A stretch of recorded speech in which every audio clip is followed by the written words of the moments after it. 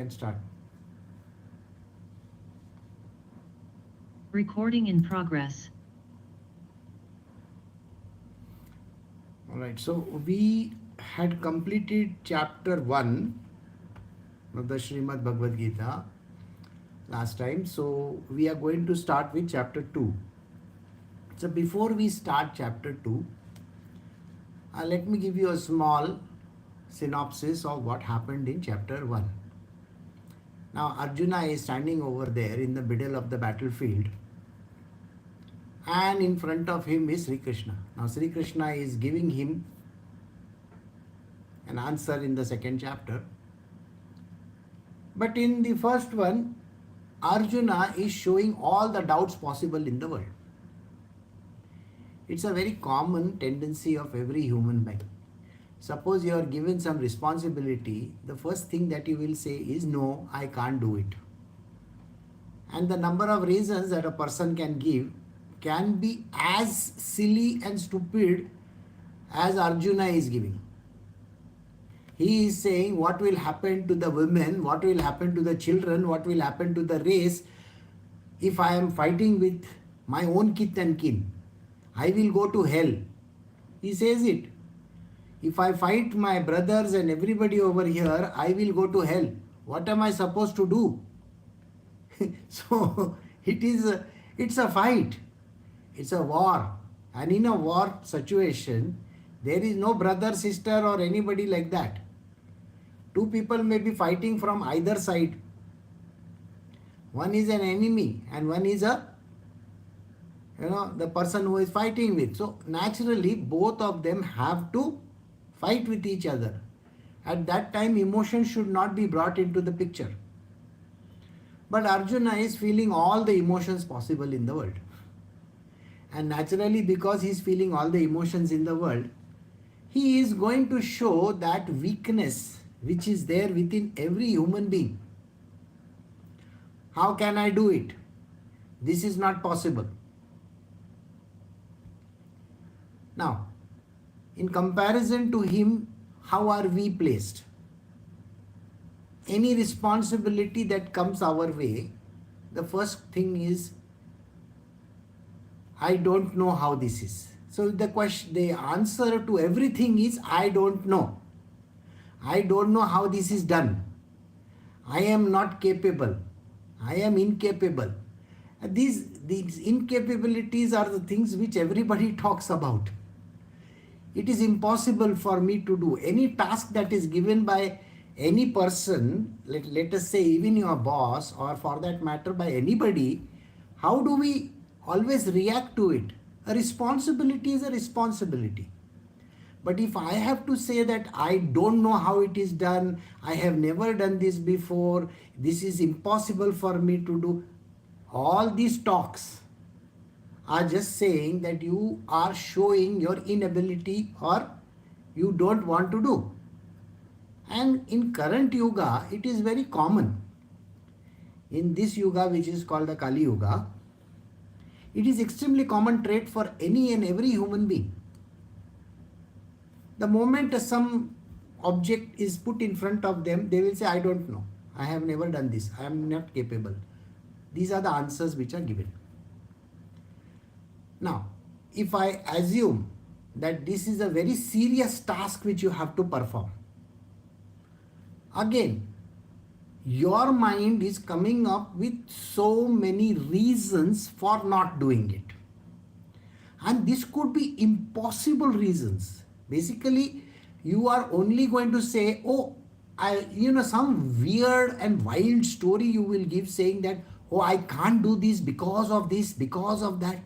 And sometimes we put spirituality into the picture. Sometimes we put God into the picture. Sometimes we say, this is the devil is doing this. Sometimes we say all kinds of things. This is exactly how human beings react. We put a lot of stuff in the middle, and on top of it, we give reasoning for everything. See, if you are a kid, if you are a child, and if you give reasons, it is understandable. But if you are a grown-up human being, I think that is wrong.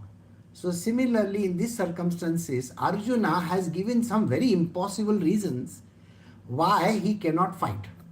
The first reason is these are my relatives. These are my kith and kin. They are related to me, I can't kill them. Second thing he says, these are my teachers. So there are teachers, there are grandsires, grandfathers and everybody, all kinds of relatives are there, friends and everybody, like literally you're fighting with your own people.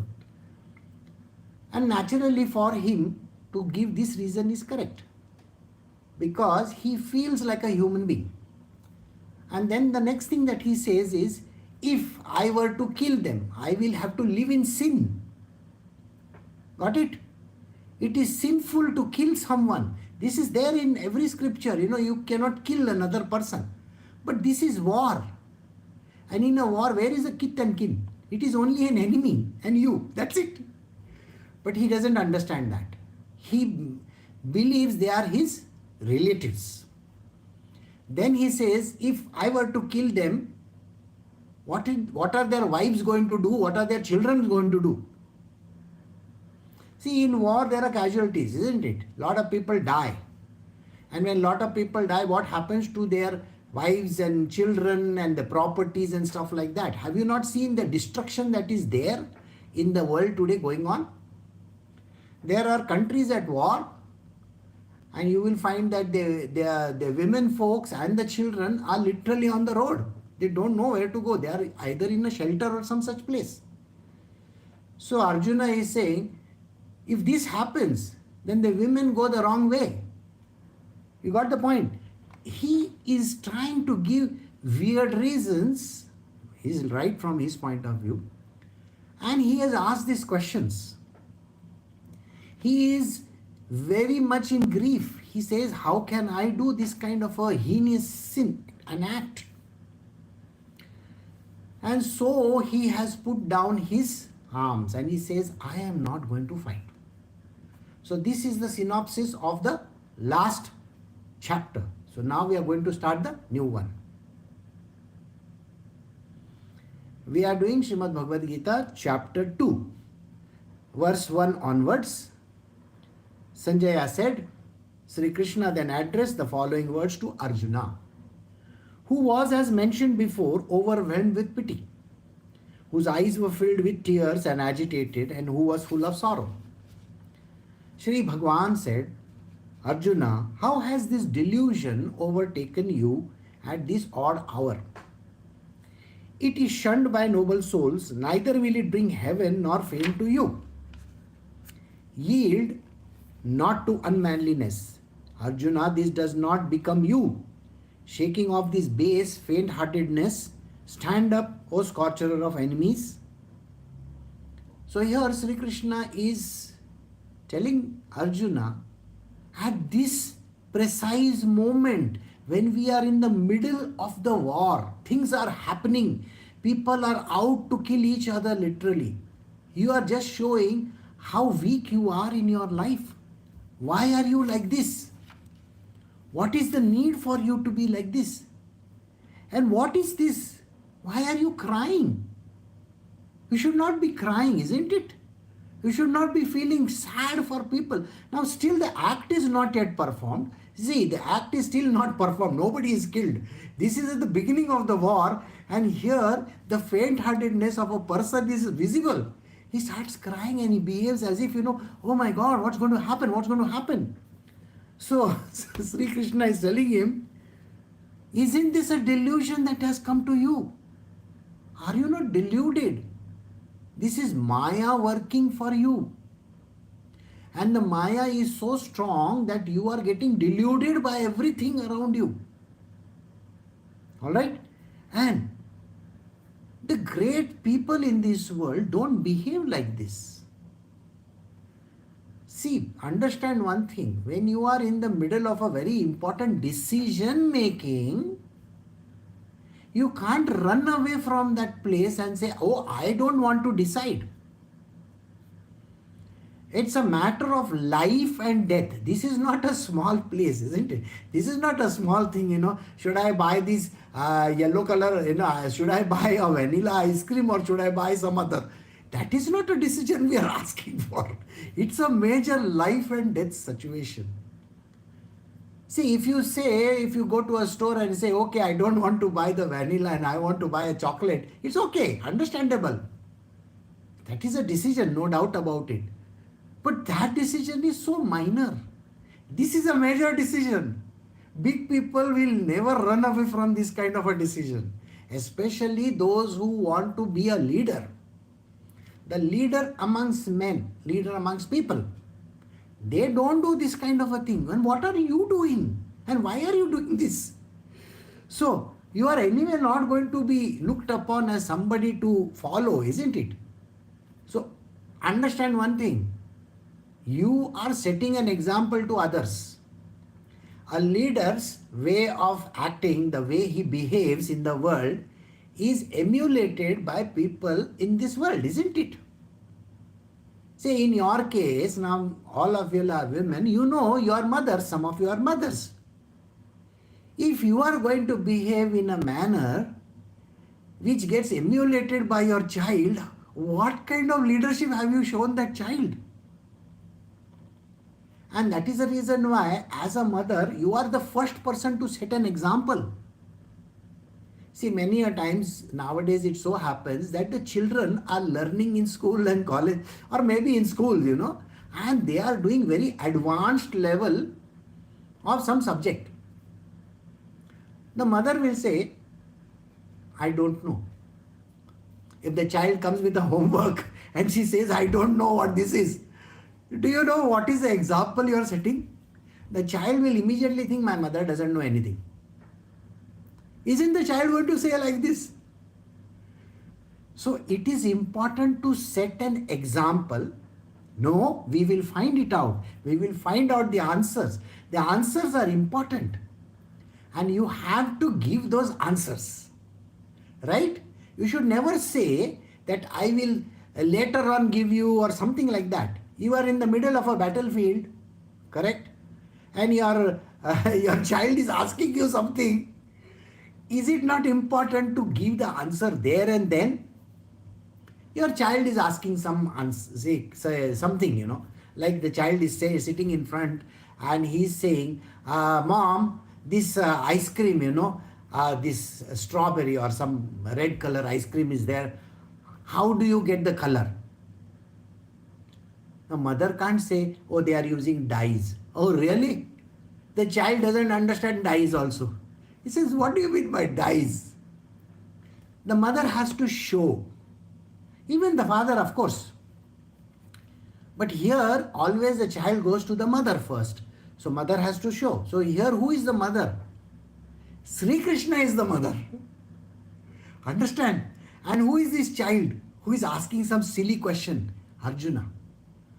Arjuna is behaving like, oh, no, I don't want to go into that room. I don't want to be. You see the whole point of it all? He is really scared of taking a call. So he says, it is not going to give you fame nor heaven also. Yield not to unmanliness. A man is supposed to be daring. Okay? So suppose, now many a times you will find that there is a lizard in the house or there is a small rat in the house. Those who are weak people, they will climb on top and they say, oh my God, there is a lizard over there. But the man of the house is supposed to remove it out. Now if he starts behaving like this, oh my God, there is a lizard over here. Can you imagine this scene? When the man of the house behaves like this. In our households today, this is exactly the situation we have come to pass. Imagine a person. Now you are living in a household. There is a very simple thing which has happened. Okay? That simple thing is one of the fuse is blown of something. Now you go and tell the man of the house, so-called man of the house, can you replace that bulb or replace the fuse? He'll look into his phone and he'll say, we'll call an electrician.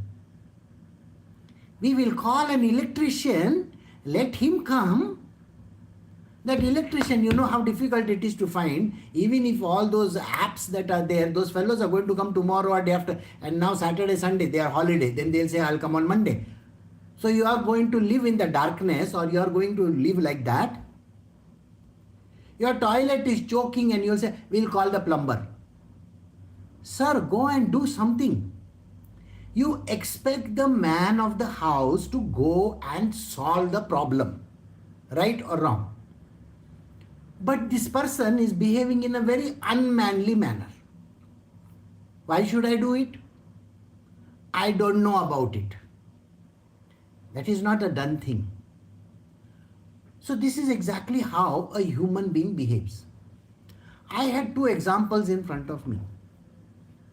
Okay, one uncle of mine, he was an electrician. He was in charge of the electrical department in the entire Bombay Municipal Corporation, that is the Mumbai municipality. This person was the super boss there. And he will not even replace anything in any place. He will say, I will not do this. Even a bulb will not be replaced by him. And another one was in charge of air conditioning department. At least you should know now what is wrong with the air conditioner. This person will not even look at it. This is not the way to behave. So understand this. This is called unmanliness. Now, especially in a war. If you were to say, I don't know, those fellows have a lot of weapons, I can't fight the war, I can't do this. Most of the people who go that AWOL, they call it, run away from the battlefield. These fellows they are court-martialed. You know what a court-martial is in the army and all that, no? You can't run away from a situation. There the enemy is standing over there to fight with you, and you are showing your weakness. I can't fight, I can't do this, I can't do that. So Krishna is telling Arjuna, don't show your unmanliness. You are to having weapons. Look at me, I don't even have one weapon with me.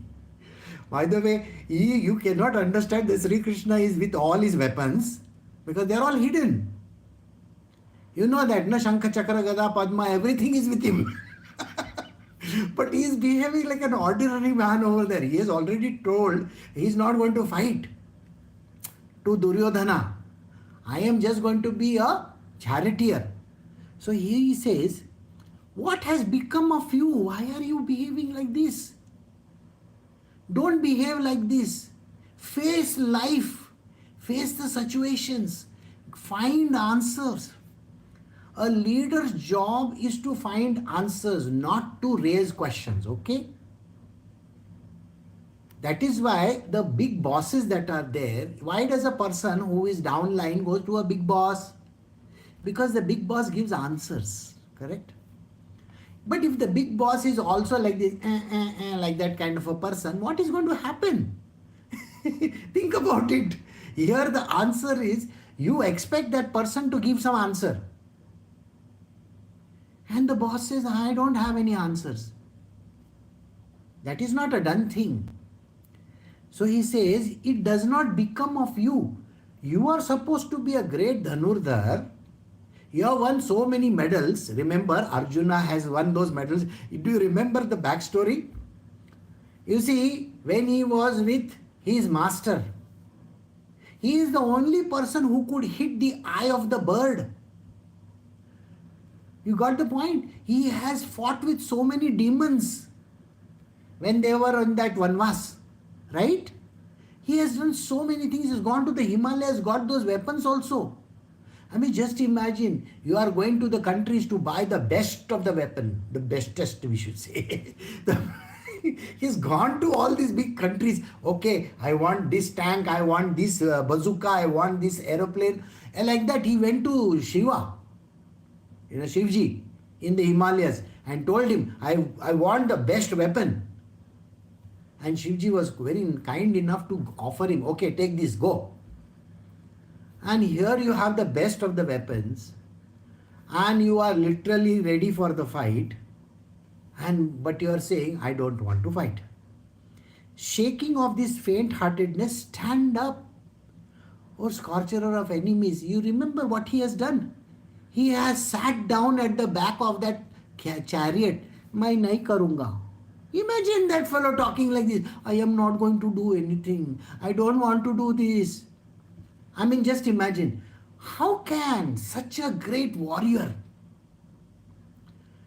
behave like this? You know, these guys, all the Pandavas, except for Nakul and Sahadev, the rest of them were quite manly, isn't it? They had good muscles, they had good things, they were very, very good warriors. And you imagine, the greatest of the warrior is going to sit in the corner over there and cry, I don't want to fight, I don't want to fight, I don't want to look into this world also. Think like that. And there Krishna is saying, what is this? Why are you doing like this? So Arjuna says, next verse number 4. How, Krishna, shall I fight Bhishma and Drona with arrows in the battlefield? They are worthy of the deepest reverences, O destroyer of foes. It is better to live on alms in this world by not slaying these noble elders. Because even after killing them, we shall after all enjoy only blood-stained pleasures in the form of wealth and sense enjoyments. The main story is completely forgotten by this fellow. Imagine, when the situation arises, do you know what is the greatest thing that happens in your life? You know what happens? Something that is called blackmail. You have yourself fallen to the blackmail many times in your life. How can you talk to your father like this? He's your father. Now you are trying to answer your father something, and your mother will poke her nose in the middle and say, he is your father, you cannot talk to him like this. It has happened hundreds of times. Same thing, Pati Parmeshwar. You can't raise your voice on him. This is not what I have taught you. You have been taught all these great, great things in life. What is this you are fighting with him? Give him some respect. We are told these things. We are supposed to respect the elderly people. We are supposed to behave in a very nice manner with them. They may be doing whatever they want. They are misbehaving. All the oldies and all these people, they may be calling you names, and they have called you all the dirtiest of the names also. Especially men, they don't have control over what they speak. So many a times they use 4-letter words, this, that, everything possible in the world. They will call you by whatever dirty names possible. And I don't know whether you have noticed this. All the bad words are in mother's name. Have you noticed it? It is nothing to do with the father. All the bad words are supposed to be, the woman is bad. So all the bad words are also women's bad words, and they will say this, but you are not supposed to open your mouth, you are not even supposed to fight back, you are not supposed to say a single word. They are allowed to do like that. This is our story. And what does the great scriptures tell us? You should always honor the elderly people, you should be nice to them, you have to behave in this manner. Those fellows have gone and even done the heinous and the dirtiest of the acts, and yet you are not supposed to utter a word. There are so many cases in India where the mother will come in the middle and tell the daughter, don't say anything. Even if the father has gone and raped the child. You know this? हमारी इज्जत का सवाल है. Do you know our society, they are going to laugh at us because if we go and do this. But my dear, this is not a done thing. What he has done is wrong. He should be in jail for doing that. That she will never say. Cover the ass.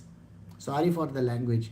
But understand this. This is not exactly what Arjuna is talking about.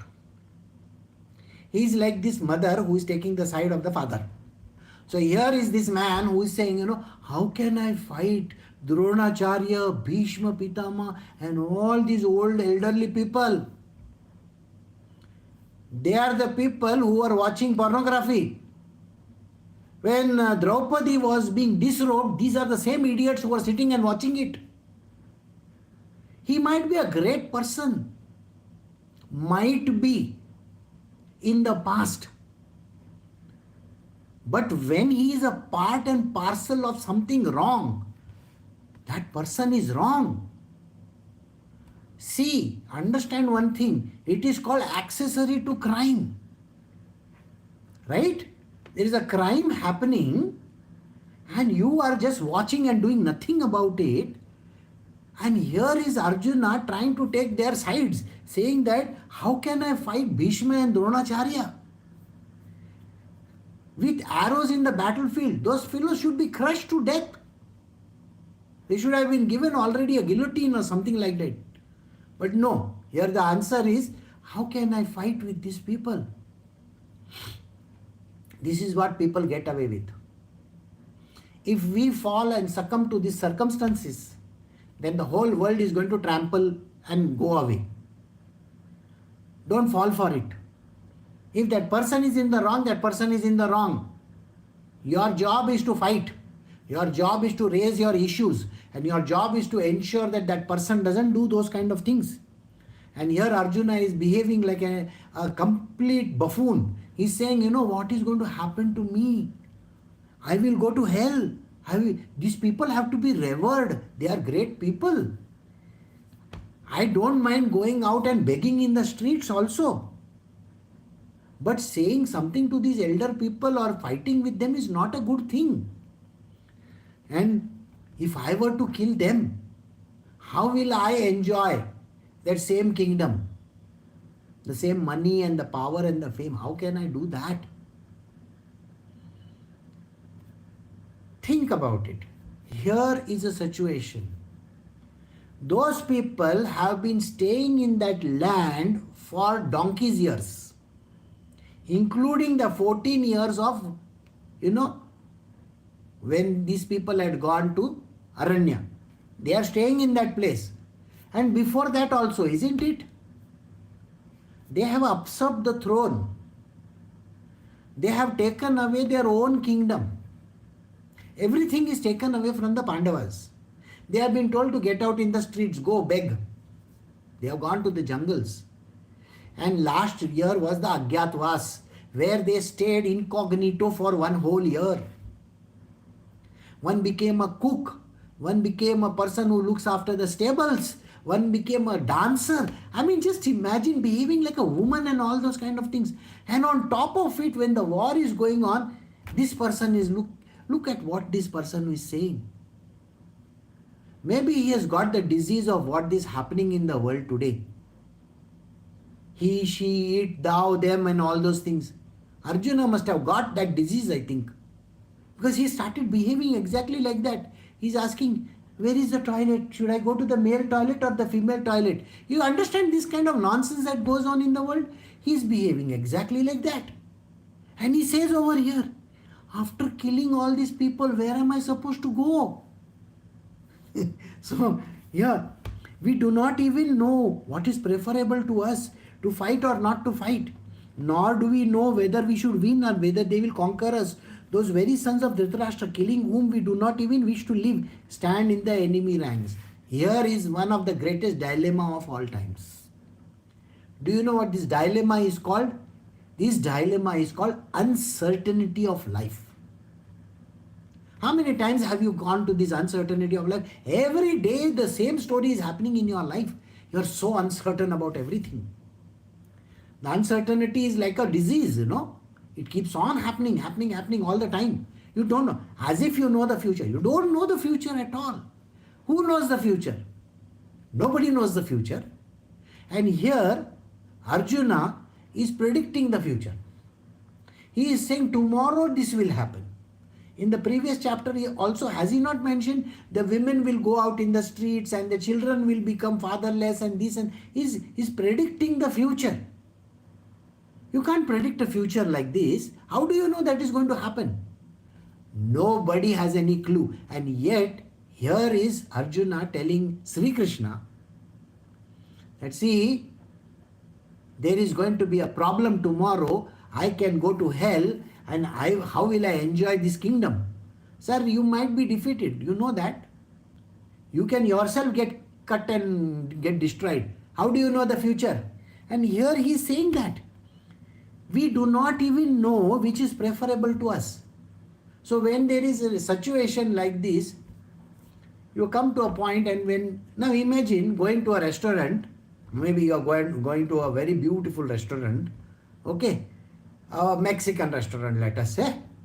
Now you gone to a Mexican restaurant, and there you will ask for something which is not there in a Mexican restaurant at all.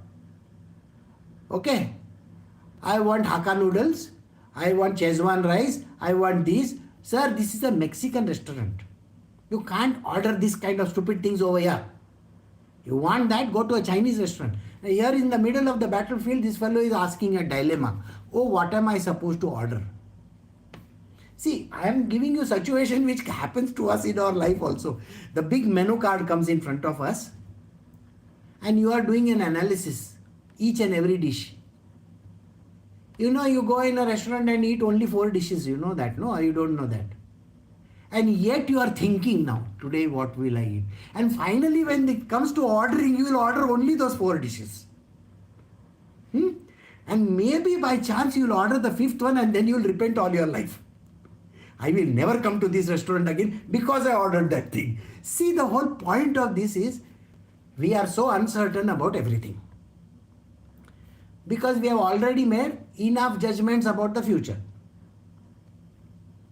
You know, we are so sure about the future, like, with many a times we take bad decisions but this uncertainty is always going to be there in the lives of every person. And you have to know this. Uncertainty is a part of everybody's life. So here he can't say that I don't know what is preferable, whether this is good or whether this is bad. Without eating, how will you know what is good and bad? Got the point? So you have to go through the situation first to understand whether it is good or bad. And then, should I fight or not fight? You are ready, battle ready. You have worn your armor, you are standing there with your sword and your bow and arrow. And after going through all the preparations, it is like going for a wedding and running away from the wedding. Have you heard of this movie where, Julia Roberts runs away from the wedding? It's exactly like that. This fellow is like that, Julia Roberts. He is gone, dressed up nicely in all the beautiful gown and all that. And in the middle of that, when the ceremony is about to happen, she runs away. Runaway bride. So here he is behaving like a runaway bride. What is this? So he says, should I fight or not fight? Nor do we know whether we shall. Again, how do you know you're going to win or lose also? That is also uncertain. Till you don't play the game, till you don't do something, how will you know? See, many a times we forget that there are only 2 or 3 answers. What are the 2 or 3 answers you know? Okay. What is the best that can happen in our life? What is the worst that can happen? And the third one is, what are the repercussions that can happen? 3 things only. So one thing is you can win. You can win a match. You can lose a match. And the third one is people will put one chappal on your head. They will tease you and the whole newspaper will write bad things about you. There are no 4th options there. And here this person is asking, what are my options? This is like kaun banega crorepati. Who is going to be the millionaire? That question. Give me an option. Somebody please tell me. I want to call a friend. There is no calling a friend over here. Friend is standing next to him. Krishna is there right next to him. What is there to call a friend? You are standing in a battlefield. You are dressed up very nicely. You are with a sword and battle axe and everything that is possible. And your bow and arrow. And you are ready for the fight. And here you are saying, no, now I will not do anything. Those very sons of Dhritarashtra killing whom we do not even wish to leave stand in the enemy ranks. We do not even wish to. What do you mean by that? So, they are standing.